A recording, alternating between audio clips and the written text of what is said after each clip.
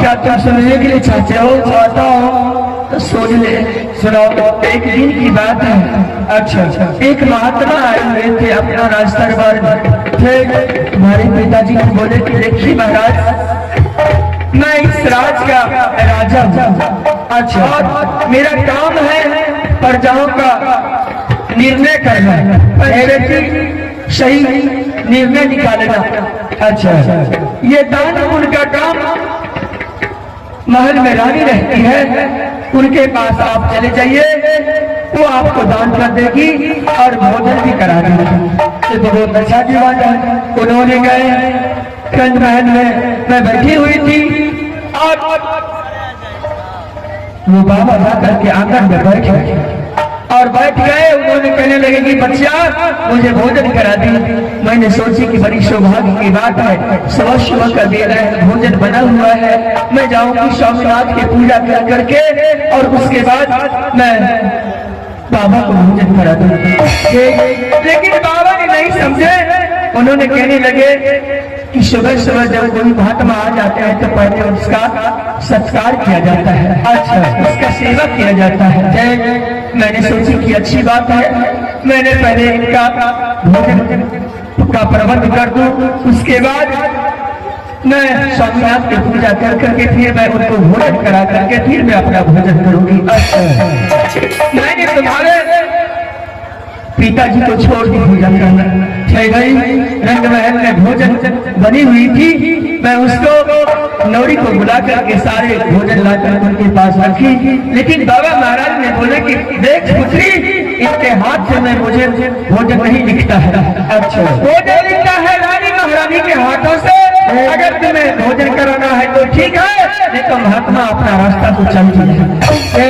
पुत्री, ऐसा है कि आप मुझे भोजन करा दे। मैंने उनको भोजन कराना शुरू कर दिया। ठीक है, भोजन करने के वक्त में उन्होंने, बाबा ने कहने लगे नहीं भोजन पहले नहीं करूंगा, तो इससे पहले तू मेरे साथ सब कर, तब जाकर के मैं भोजन करूंगा। अच्छा, मैंने बोली बाबा इसमें सचवत की बात क्या है? तो इसमें कोई दिक्कत नहीं, आपको चाहिए क्या आप तो बोलिए। मेरी मोदी किला में कोई चीज की कमी नहीं है। अच्छा, हमारे मोदी किला में एक से एक महात्मा आए हैं, उनको भिक्षा दे करके मैं अच्छी तरह से भेजूंगी। आप भी बोलिए आपको क्या चाहिए? बाबा जी बोलने लगे, देख पुत्री, जब तक तुम सब नहीं करेगी तब तक मैं तुम्हारा भोजन नहीं करूंगा। मैंने कुछ देर के लिए हाथ बचा दी, लेकिन वो बाबा ने गुस्से में आकर के कहने लगे अगर तुम मेरे साथ सब नहीं किया तो मैं तुम्हें ऐसा शराब दूंगा कि ये मोहब्बत किला जल जल के राख हो जाए। उसके बाद मैंने सच कर ली। सच करने के बाद उन्होंने बोलने लगे कि देख, यहाँ से तुम चले जा राज दरबार में, राज दरबार में जाकर के तुम अपने स्वामीनाथ के साथ में सच कर देना। अच्छा, और सच करा करके तुम एक बात जरूर पूछना। क्या? मैंने बाबा के साथ में सच कर दी और सच करने के बाद में बाबा के पास जो बात थे वो बाबा बोल दिए। मैंने यहाँ से पास सीधा मैं तुम्हारे पिताजी के पास में गई, तुम्हारे पिताजी के सारे हाथ करके सुना डाली, तुम्हारे पिताजी से भी सच करवा दी। अच्छा, लेकिन बेटा उस बीच में वो महात्मा ने तुम्हारे पिताजी को क्या बोले थे? क्या बोले? उन्होंने बोले क्या बोले? उन्होंने बोले क्या बोली माँ? क्या बोले आए? बोल नहीं है। क्या हुआ? मैं क्या बोलूंगी बेटा? क्या बोले ये तो बताओ। उन्होंने बोले थे कि जाओ तुम। क्या बोले थे? इसी चार्ज नहीं रही अपने देवर जी को अपने भाई के हाथ से कत्ल करवा करके उसका तोड़ कलगी जा करके दे। ऐसा क्या बोले? फिर इसकी बात आपने क्या किया? तुम्हारे पिताजी ने अपने ही हाथों से अपने भाई का कत्ल कर दिया। अब तुम्हारा चाचा इस दुनिया में नहीं रहा।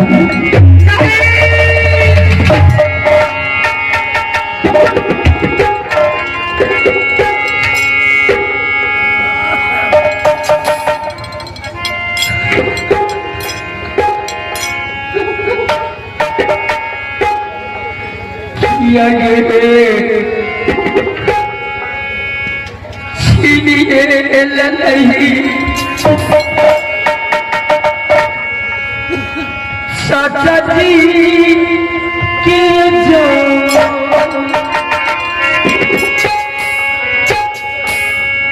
आगे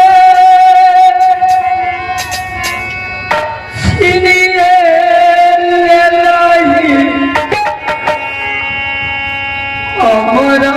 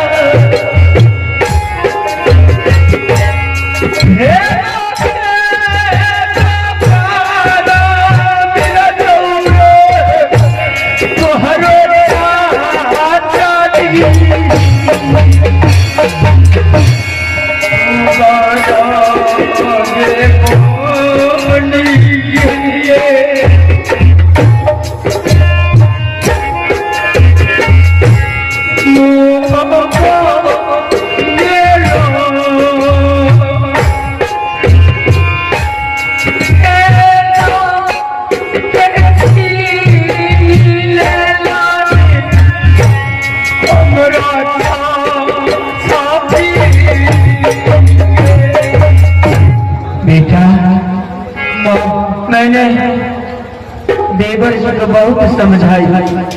देवर जी हम दोनों व्यक्ति का सच भले क्यों नहीं चले जाए, लेकिन आप इस मोदी किला को छोड़ करके जंगल में रहते हैं, आप जंगल का राजा है, जंगल में चले जाइए, आराम से आपको कोई दिक्कत नहीं होंगे। लेकिन हम दोनों व्यक्ति का भले सब क्यों नहीं चले जाए, हमें मंजूर है, लेकिन आप इस राज को छोड़ दीजिए। लेकिन तुम्हारे चाचा जी नहीं माने, उन्होंने कहने लगे मेरे भाई, मेरे पिता समान भाई, मां समान भाई, जिनको मैं नित्य प्रतिदिन उनको चरण छू करके कहीं भी जाता हूँ तो मेरा काम सफल होता है।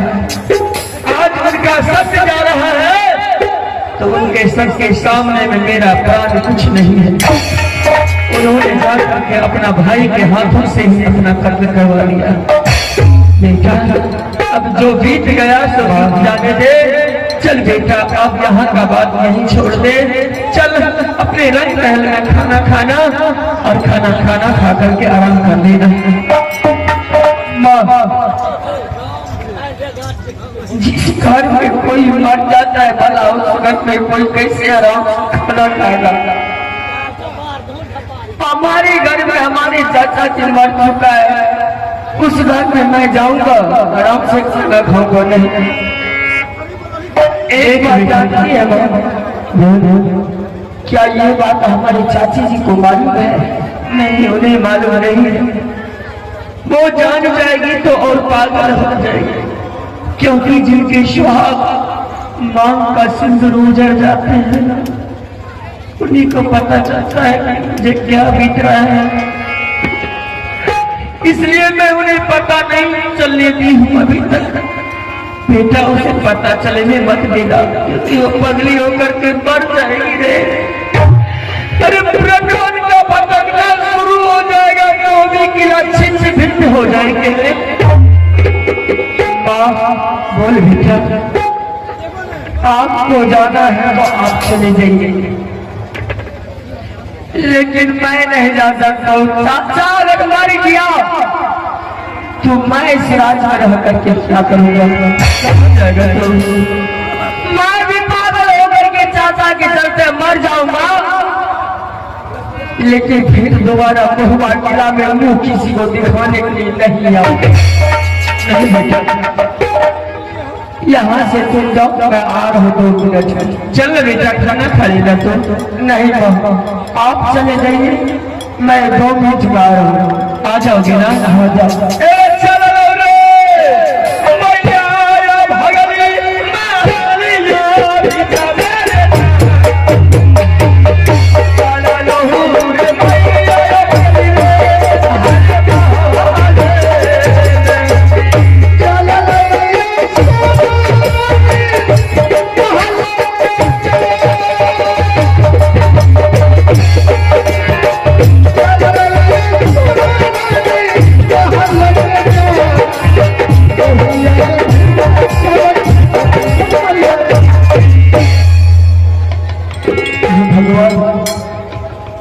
अगर मैं भी कहता हूँ चाची जी को, हो सकता है आज में कल में परसों किसी भी चाची जी को पता चल गया तो चाचा जी के चलते में वो भी मर जाए।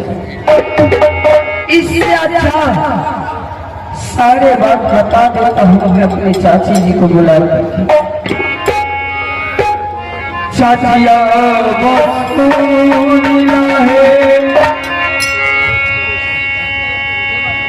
जियो